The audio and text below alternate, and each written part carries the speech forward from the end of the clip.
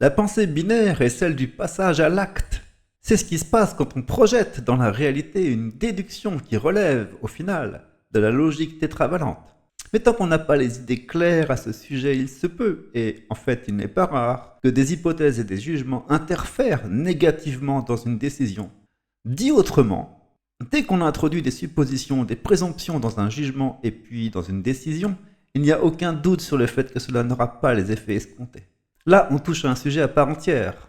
C'est-à-dire, comment en arrive-t-on à obtenir l'effet inverse de ce qu'on voulait? Ça, demandez aux politiciens, eux, ce sont des experts en la matière. On va prendre quelques exemples topiques pour illustrer tous ces moments où ce qui est irrésolu dans une perception rend la pensée binaire contre-productive. En premier, il faut dire que lorsqu'on prend une décision, libre et heureuse, on assume que les raisons sont certaines.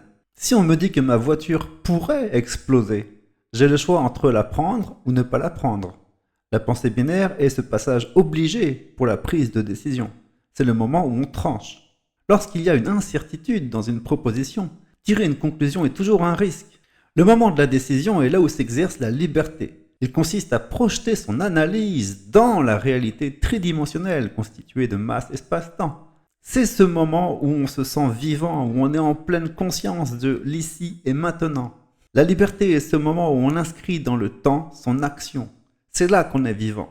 C'est là qu'on ressent la présence du temps. Mais c'est binaire.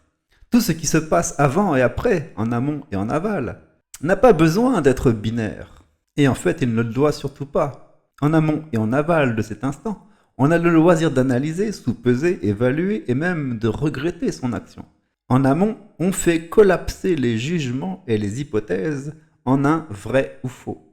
Et en aval, on décortique l'action avec à peu près la même difficulté qu'on peut avoir en communication non violente au moment d'essayer de déduire quelque chose d'un reproche ou d'un compliment. La CNV nous offre une stratégie pour ça, et la logique tétravalente aussi. Et d'ailleurs, souvent sans faire exprès, on appelle la communication non violente la logique tétravalente. L'erreur qui est le plus souvent commise est de se débarrasser de la difficulté de l'analyse en considérant d'office des évaluations, des suppositions, des présomptions comme vraies ou fausses. Il faut dire que le cerveau a pour prérogative de vite résoudre le problème. Considérer une hypothèse comme une vérité économise de l'énergie, mais conduit vite à devoir créer d'autres hypothèses pour que le propos tienne la route. Les hypothèses sont comme les mensonges, ils se multiplient jusqu'à ce que tout ce qui a été échafaudé dessus s'écroule. C'est une question d'hygiène mentale que de chasser les hypothèses. Une construction instable engendre de la souffrance, une angoisse, de la psychose. Et à ce moment-là, le cerveau signale un illogisme qu'il faut résoudre. Et s'il ne le fait pas, alors la réalité expérimentée ira projeter cette erreur sur une autre personne qui ressentira de la violence, de la douleur, et aura à sa charge de résoudre ce problème. Dans la dialectique, il y a de nombreux moments où on peut observer l'effet d'hypothèses irrésolues, de présomptions hâtives, de suppositions implicites. À chaque fois sur TikTok que quelqu'un dit « la preuve que », il expose la faille de son raisonnement. Non, ce n'est pas parce qu'on découvre fraîchement quelque chose que ils nous l'ont caché. De la même manière, une étiquette complotiste, anti-vax, n'est pas une preuve du contraire.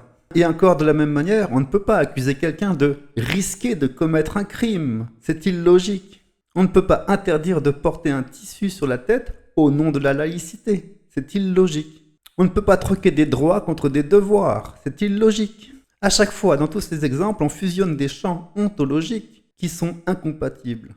On pratique une dialectique du sophisme qui se sert d'allusion comme de preuve.